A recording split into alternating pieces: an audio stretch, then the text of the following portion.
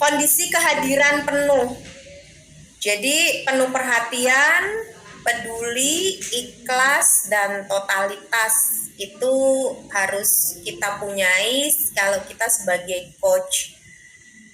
Kemudian apalagi ya Bu, yang perlu saya perbaiki adalah keterampilan bertanya itu tadi, kemudian menemukan cara untuk menuntun percakapan, menjadi pendengar yang baik, dan memperhatikan waktu coaching. Karena kalau misalnya ngelantur juga waktunya akan panjang begitu Bu Eko. Kemudian kalau untuk sebagai coaching, ternyata setelah dipraktekkan ada rasa lega. Kemudian yang tadinya buntu pikirannya nggak terpikirkan, dengan coach yang baik yang bisa memancing, itu akhirnya juga bisa keluar apa yang ada di dalam pikiran saya. Itu Bu Eko mungkin refleksinya. Ya, terima kasih Bu Sarwa, ya luar biasa. Memang ketika kita mempraktekkan diri sebagai coach ya, itu memang kita harus pinter lah, jadi pinter bisa melihat bagaimana coaching kita, kemudian kita bisa melihat oh permasalahannya itu apa. Kemudian kita juga harus bisa memahami, kita juga harus punya banyak wawasan. Jadi ketika ada coach atau ada coach ya, maaf, ada coach yang bertanya gitu, kita sebagai coach itu kita bisa, meskipun tidak memberikan solusi, paling tidak ada gambaran untuk mereka itu bisa mengeluarkan apa yang menjadi permasalahannya itu ya Bu ya. Sekarang Bu Laras, menurut Bu Laras bagaimana tadi praktek kita ketika kita tadi jadi coach dan coaching? Bu Laras gimana ini Bu Laras? Ya baik, terima kasih waktunya. Ketika saya menjadi coach ya, pertama ketika saya menjadi coach itu ternyata kita harus butuh yang pertama mungkin cepat tanggap dengan keadaan, karena jawaban-jawaban dari coach kadang kan tidak terduga. Jadi kita harus bisa memahami masalah itu dengan cepat, itu yang pertama. Kemudian yang kedua, memang keterampilan untuk menggiring, membuat pertanyaan dan mengorek ya namanya ya, mengorek jawaban dari si coach untuk menuju ke jawaban yang memunculkan ide, itu juga butuh satu keterampilan tersendiri. Dan yang penting lagi di situ adalah harus betul-betul memahami dulu alur cerita seperti apa. Jadi kalau kita tidak memahami bisa lompat-lompat itu tadi alur ceritanya. Kemudian ya yang kalau saya sebagai coach itu saya sebenarnya senang sekali, karena apa? Terkadang kita memang membutuhkan seseorang yang diajak bicara untuk membicarakan masalah-masalah yang tidak semua orang bisa.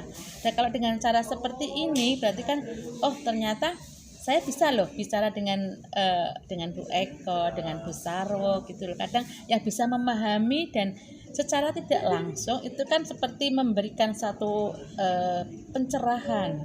Walaupun pada kenyataannya sebenarnya saya sendiri yang menemukan solusinya, tetapi kan ada membuka pikiran gitu loh. Itu saya sebagai seorang coach. Jadi sebenarnya sama-sama juga untuk sebagai coach maupun coach harus punya pengetahuan yang lebih sebenarnya sih Bu. Demikian kalau dari saya. Terima kasih Bu Eko. Ya, terima kasih Bu Laras. Memang jadi sampaikan Bu Laras, kalau kita ingin menjadi coach itu paling tidak kita harus punya wawasan yang luas seperti itu. Dan dari kalau saya sendiri refleksi dari tadi praktek kita coach dan coaching, saya bisa menemukan yang di dalam Tirta ini bahwa ketika kita sebagai coach itu kita memancing coaching itu menilai diri sendiri. Kan tadi dikatakan bahwa apa yang sudah Bapak Ibu lakukan itu sudah di angka berapa, antara 1 sampai 10 gitu. Jadi kan coachingnya itu kita pancing gitu ya, dia itu sudah menilai dirinya sendiri dengan apa yang sudah dilakukan itu berapa.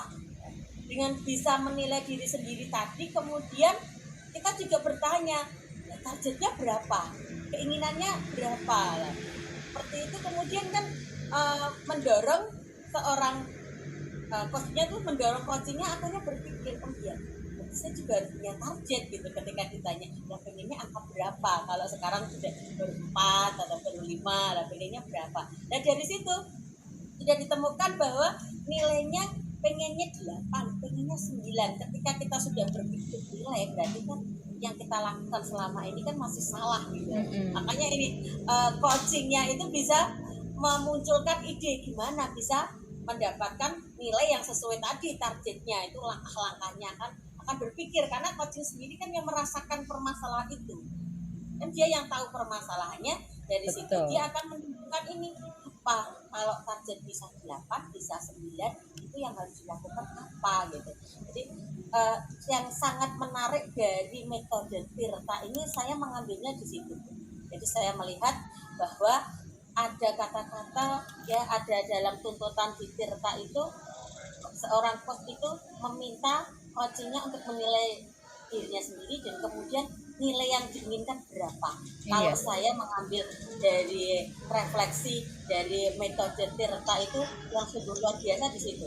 Kan kadang kita kalau sudah Iya. proses rekamnya, Iya. tolong klik yang bulat lagi, stop share, stop rekam, lalu kembali ke main room. Baik. ya, tadi ya Bu ya, Iya. tadi apa yang sudah kita diskusikan ini sangat cukup menarik juga. Kita bisa praktekkan di tempat Setelah, kita gitu, iya. tidak itu kepada rekan guru, tapi juga anak-anak gitu kan. Anak-anak kan kita pancing, nilai kamu berapa sekarang dan kamu pengennya berapa, lah itu yang itu loh yang sungguh luar biasa gitu. Iya. Itu ya Bu ya, mungkin Iya, iya. teman-teman Iya, kita terima kasih. ya, bisa kita lanjutkan lagi. Mungkin ada yang ingin ditambahkan, Bu Sarwa atau Bu Laras ingin ditambahkan, silakan. Belum dulu Sudah sih. lain waktu Bu. Lain waktu. Oh Sudah iya. kembali. Iya. Kita akhiri ya Bu ya. Iya. Alhamdulillah diskusi kita yang sungguh luar biasa ini, kita sudah bisa praktek coach dan coaching yang luar biasa. Semoga nanti langkah kita dimudahkan untuk selanjutnya. Itu kita akhiri dulu dengan bacaan hamdalah walhamdulillahirobbilalamin. Mohon maaf apabila tadi saya menjadi moderator ada kesalahan, saya mohon maaf yang besar-besarnya. Wassalamualaikum warahmatullahi wabarakatuh. Waalaikumsalam warahmatullahi wabarakatuh.